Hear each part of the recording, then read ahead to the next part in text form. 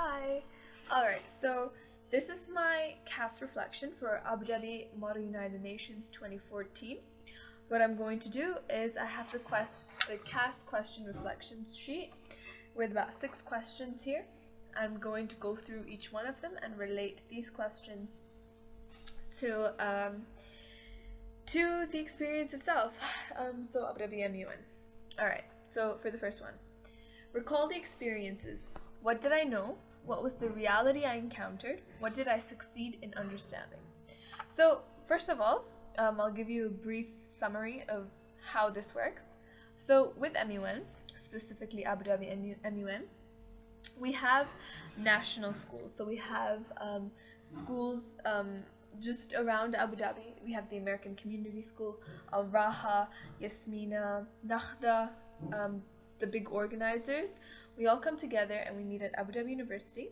We're split into different committees based on the United Nations. So we have the International Court of Justice, we have human rights, we have the World Health Organization, computer science and technology, that committee on its own, and we have about 7 different types of those. So all these students from different schools have a specific country that they represent, and they all go into a different committee where they debate on a specific issue or a global issue, a recent global issue. Yeah. Alright, so for the experience, what did I know? Well, I've been doing MUN since I was 7. Not since I was 7, since I was in 7th grade.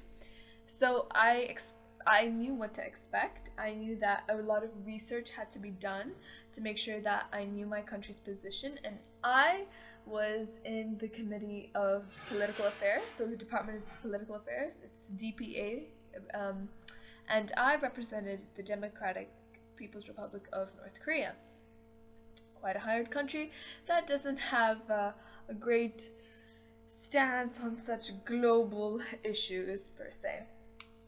So what was the reality I encountered? Well, because of my previous knowledge of doing admin 2 years ago, before I did it this year, 2012, I knew the setup of how they're going to go through the procedural structure.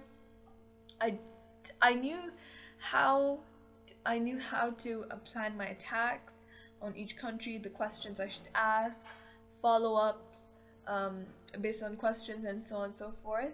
But the only thing that was different about this was just the people in your committee who represent different countries on a different topic. 2 years ago I did the World Health Organization, and this year I did political something in an issue that really focused on politics, global politics. Okay, what did I succeed in understanding? Well, because I knew how the procedure was going to go, the things I needed to do, the research I needed to be able to develop my skills, not attack in a bad way, attack to clarify points, to infer, and to come up with a solution. Because the main point of MUN is to come up with a solution as a whole. We all are countries that want to figure out a way to resolve the issue that we're talking about. Yeah. Okay, so the reality I encountered was I found out I really wanted to investigate the different ways people think, the different ways they strategically attack, the way they use their country to kind of manipulate another country using their own stance to get the details out per se. That's what some delegates do. So what did I succeed in understanding? Well, this year my goal was to really focus on debating wisely, not debating a lot. It's more of the quality over quantity aspect. So I wanted to figure out how different delegates conveyed their ideas to infer more about the country they're attacking in order to find a solution, because we're all going to be talking about resolutions in the end. So all these attacks that are directed to different countries, they all should be worth in order to come up with a solution. So my committee, what happened was we had 2 issues. We had the Kurdistan question, and the second issue we had was the Mali conflict. So in case I refer to it, I might as well just say a bit about both. So for the Kurdistan issue, it was basically you have 4 Middle Eastern countries, Iraq, Iran, Syria, and Turkey. They're all put together. Different parts of the country are joined together and they form a state called Kurdistan. Now within Kurdistan you have Kurdish people, and these Kurdish people live in the different parts of Kurdistan that are also a part of like Turkey or Iran or Iraq. Now because these Kurdish people are in the same state but are divided into those other countries, they have different dialects and so on. So the point here was we were trying to fight, not really fight, but come up with a solution to give these Kurdish people independence, more authoritative power, autonomy, to be able to give them freedom and liberation and equality just like other citizens that are in their countries. And that was our end goal, and that was what we were trying to figure out. And for the second conflict, it was the Mali conflict. Basically, you have northern Mali that are being taken over by Islamists and terrorist groups, such as the PKK, and they bomb other neighboring countries, and other neighboring countries like Niger, Chad, they're all getting affected economically because of this issue. So in order to get these insurgent groups out and to keep the population satisfied with the government and not against the government, we needed a solution to that as well. So those were, in a brief, my topics for my committee.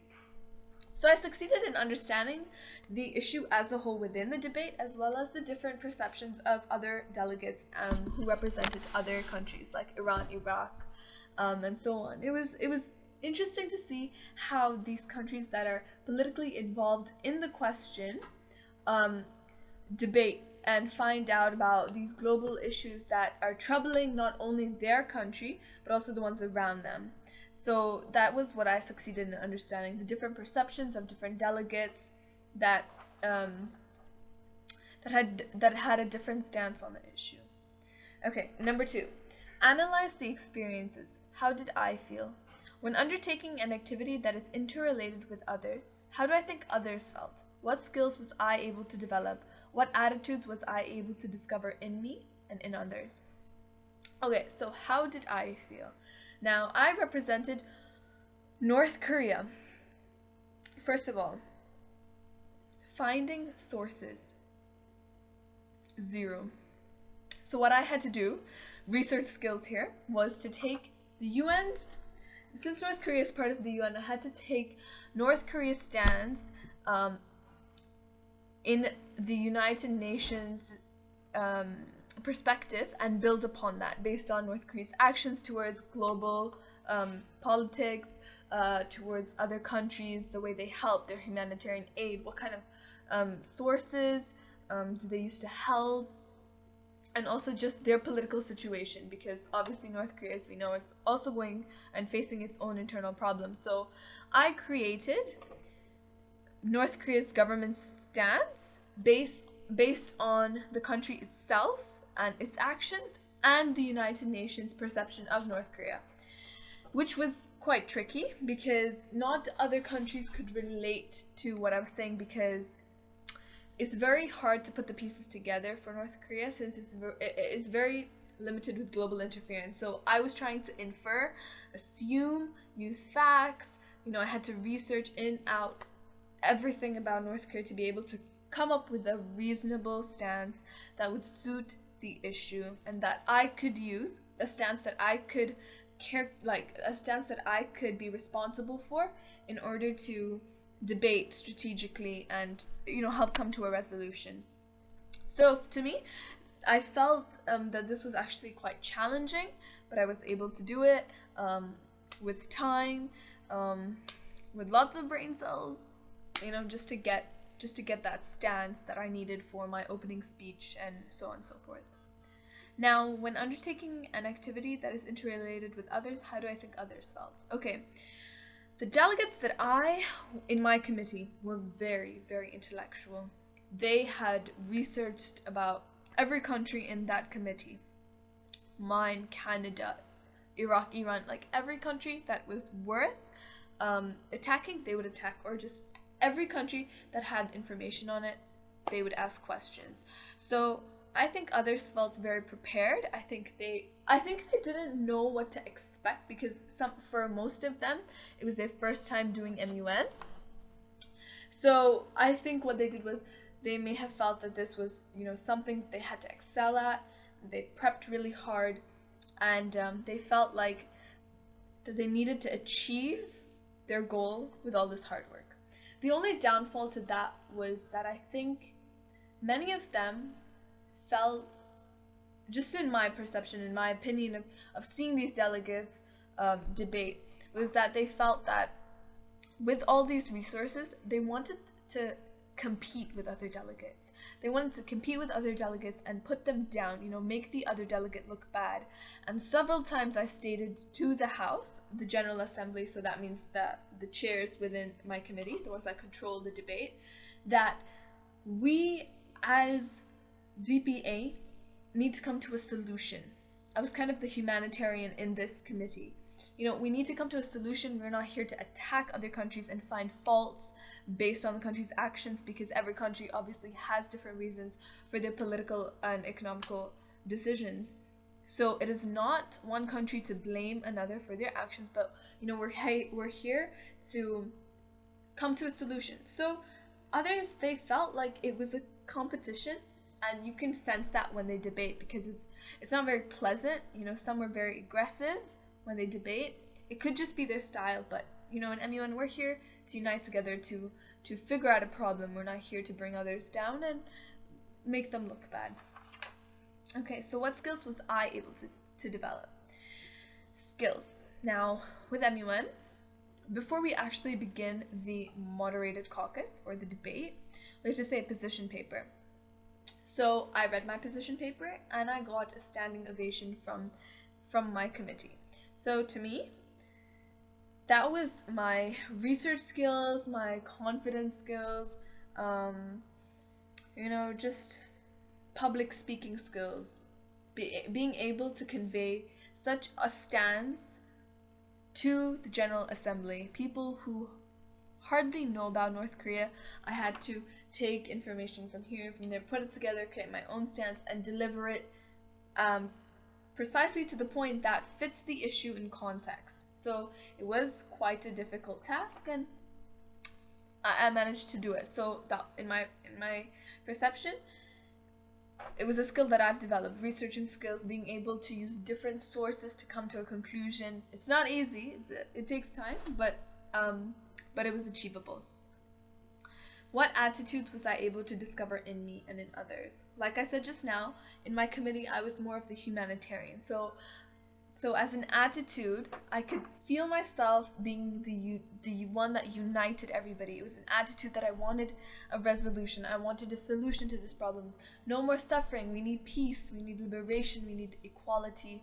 That is what the people need, and that is what is our job to achieve within this committee. We are here to find a solution, and therefore we will get a solution. So that was my objective in this committee. And throughout the debate, I was constantly reminding the General Assembly that this was the objective and this is what we need to follow. So that was a skill, this was my incentive. So I used my incentive to develop attitudes of motivation, attitudes of we need to get this done, that kind of attitude, for being sympathetic, empathetic towards the populations in the world that are facing such miserable situations. So that was the attitudes I discovered in me. The attitudes within others, I would say that many of them wanted to gain experience, exposure. Some wanted to win awards, so they did everything they could to get to that. That was fine. That was an attitude. It was a goal that they wanted to achieve, and they put in the effort and dedication needed to achieve that goal. So that was an attitude for them. Some wanted exposure. They wanted to be able to see how to strategically come up with ideas on the spot, critical think. When someone says a point, you need to follow up. What can you think? What can you argue with them back to justify what they just said, and so on and so forth. So ideas like that, it's very quick thinking, on the spot skills. You need to get this, you need to get that. What exactly is this country going to do? What is it to provide? How is it helping? Has it signed any treaties? why hasn't it done this? Why hasn't it done that? Is it because of its political situation? You know, the internal problems. You know, your country is also facing the same. My country is also facing the same. But I'm able to provide services. Why can't you? Why aren't you helping? So many different follow-ups, such as like what I just stated, were appealed. So those were just ways in which people looked or observed and developed how to approach situations as such. Okay, number 3. Evaluate the experiences. What did the activity mean to me? What value did the activity have for me, for the others involved? What were the successes and what were the difficulties? Okay, what did the activity mean to me? Now, I've been doing MUN since 7th grade, so it's been an extracurricular activity that I've been doing for a while. It doesn't mean significant. It's not very, very significant to me because I'm more of the Habitat for Humanity kind of person. I want to be out there helping the community, getting my hands dirty. But, you know, to me, this really helps build my intellectual capacity, being able to listen, to understand what other delegates are saying, being able to question them, having my own opinion, having my own voice, being able to talk it out. You know, all these things that you think you don't develop, you do, because you're not forced to, but it's something that you want to do. That's why you're here. This is what you want to achieve when you're there. So it does mean a significant great deal for me because it's something I do enjoy. I love interacting. You know, I love political issues. So it did follow my interest. So it did mean something to me. Now, what value did the activity have for me and for others involved? So I just stated the value of this activity. I do find it significant with my education. I mean, my research skills has developed greatly because I use it in other subjects like English and history. You know, these skills are transferable. When I have a class presentation, I use my public speaking skills. So I find that MUN helps greatly for educational purposes. And even socially, I mean, like if you're meeting somebody who's very much into philosophy, into different fields of science, different fields of political issues, you know, you're able to communicate with them, you're able to use your general knowledge and even question further on their knowledge, and there you have a discussion. So it's very useful for like real world application. So it's quite helpful. For others, it depends on people's interests. Like, do they find it interesting to debate? Do they find it interesting to meet other people? Many people that appear, they have different objectives out of MUN. Some come to do it for universities. Some come to do it because they love it. Some come to do it because they love socializing. Some love to do it because of the committee they're in. They love health. They love law. You know, many different reasons. So that's something I can't judge, but from my perspective, I can tell that people feel differently about why they do MUN. It's a different emotional connection for each and every individual. Yeah. Now, what were the successes? Well, my committee, or hopefully every other committee as well, came to a resolution from humanitarian aid to border security, how to protect Mali's borders, you know, Kurdistan. It should be divided. It shouldn't be divided into its own separate state because it's an unstabilized state per se. But the people in it, like the Kurdish people, do deserve to have their own freedom of speech, freedom of rights, freedom of religion, freedom of language, and so on. So these were solutions we came up as a house. So those were the successes. Now the difficulties were major. Political affairs are very, very hard because it's all based on facts from amendments. We are memorizing amendments from the UN resolutions done by Security Council to it's very factually based. You can't lie, you can't make up facts because we're talking about country stances on the issue. So we're really focusing deeply into political issues. So it's very difficult to come up with ideas on the spot. Usually you'd have to plan before, or before the conference itself, because if you want to ask, like, if I'm North Korean, I want to ask Iraq something. If I don't listen to what they say in their position paper, I have zero facts about them. So it's very hard to come up with a question on the spot without having that previous knowledge about the country and its stance on the issue. So that's difficult. Unlike if you do the World Health Organization and you talk about abortion, it's such a universal theme that every delegate should be able to pick up, okay, based on their religion, is this right, is this wrong? Most countries, what do they think about it? Of course you'd have the facts about whether medical treatment is needed or hospitalization of mothers, or even how to control birth control, stuff like that. But when you're talking about lives, when you're talking about political affairs, things presidents do, the decisions presidents make, you can't make it up on the spot. And honestly, we all as individuals, we don't always watch the news 24/7. So our general knowledge is very limited with these kind of topics. So the difficulty is coming up with ideas on the spot, thinking, reflecting, answering on the spot, with confidence, knowing your stuff, acting like you have it all in your head. It's not an easy task to pull off, so that's a difficulty. 4. Draw conclusions. What have I learned about myself, about others? Always with MUN, you learn something new. For me this year, it was my focus to take on a hard country, political affairs, North Korea, check. It was my objective to learn about people, strategic ideas, the way they plan, the way they, how they develop ideas on the spot and like request a follow-up.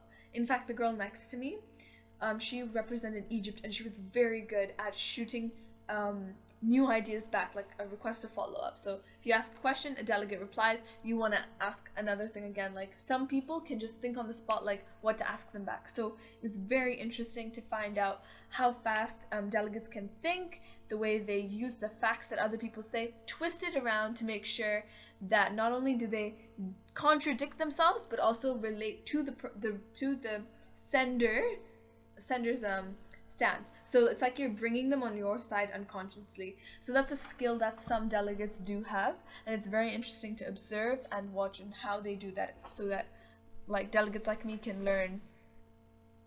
Now about myself, about others, what have I learned about others? So like I said, I just talked about that. What have I learned about myself? I've been able to gain a standing ovation for speaking, for public speaking. So that's a skill, to be able to talk in front of great audiences, to be able to not only talk, but it's a kind of performance, to be able to sway your audience into believing what you're saying. It's just like you're just convincing them that your stance is what it is genuine, and that is the stance. Okay? Changing perspectives, number 5. What changes did the activity bring about me? Perspectives. Okay, firstly, when I walked into admin, seeing all these delegates being prepped, the core about each country, being really arrogant about it, being dominant, it's very intimidating for someone like me, to be honest. So I've seen myself now to build confidence, not only to be scared, but to prove that I am at that level as well.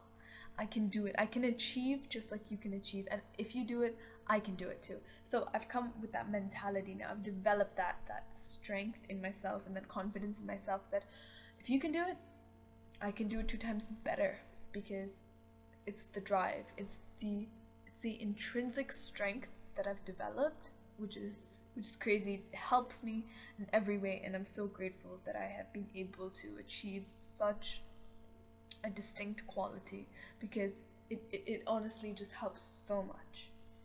So perspective wise, I mean, MUN, you meet so many different people with so many different ideas, with so many different strategies, and they vary, like extreme spectrums. You have the really friendly, sociable ones that really don't care.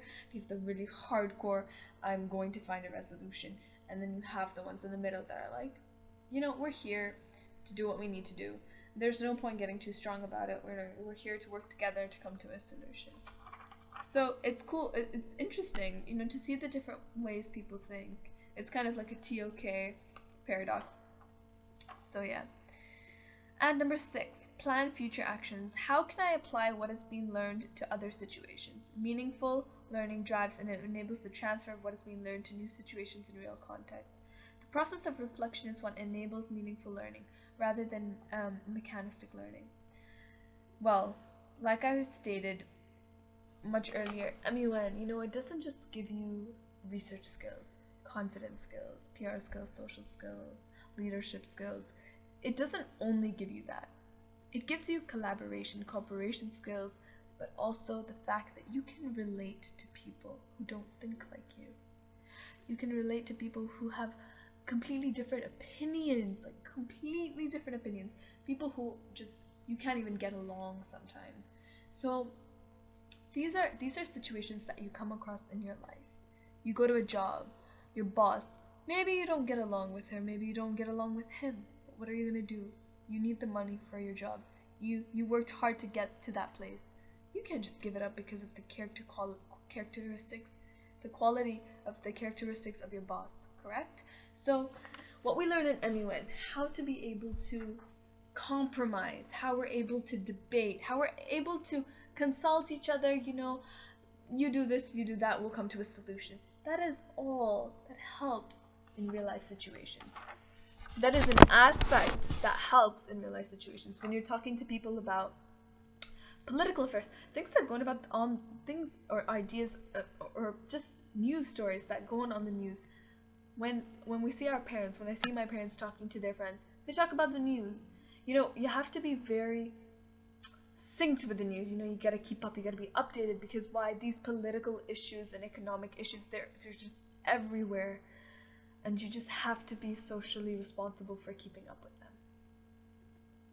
So I can apply the way I observed people, the way they think, the way they feel, the way they treat others, the way they come up with their ideas,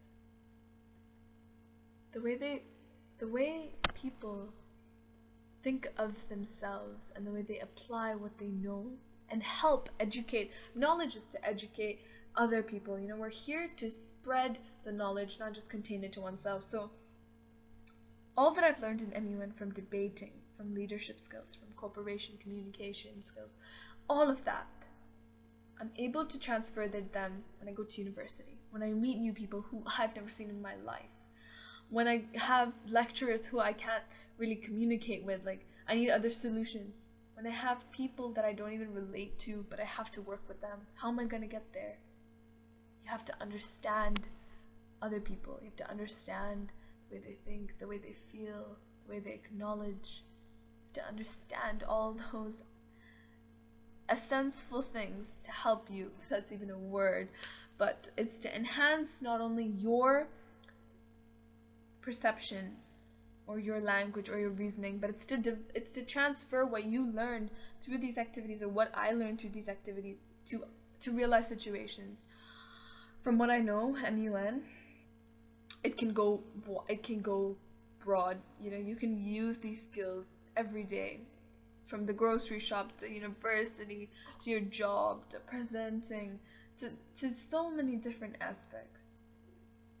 And to think that I'm 16, and to have the capability to think like this in itself is because of MUN. To think beyond the known, to think into the unknown, and to think, it's a capability all in itself. And if I'm able to share that with the world, then that in itself is a gift that I've learned from MUN. Being able to share what I know and convey it to them so that they know too. That's MUN. We're all in this together. We're all here to fight for people. We're here to help populations. No one should be suffering. Liberation, equality, women's rights, children's rights, man's rights, freedom. Everybody needs those things. And MUN, we do it as a community. We do it with people our age. We interact, and we do it because we want to change the world. So even the next time, if you see someone who says, what next? What next after MUN? You can say, I set out and I tried to change the world. And that's my reflection for Abu Dhabi MUN 2014. Thank you.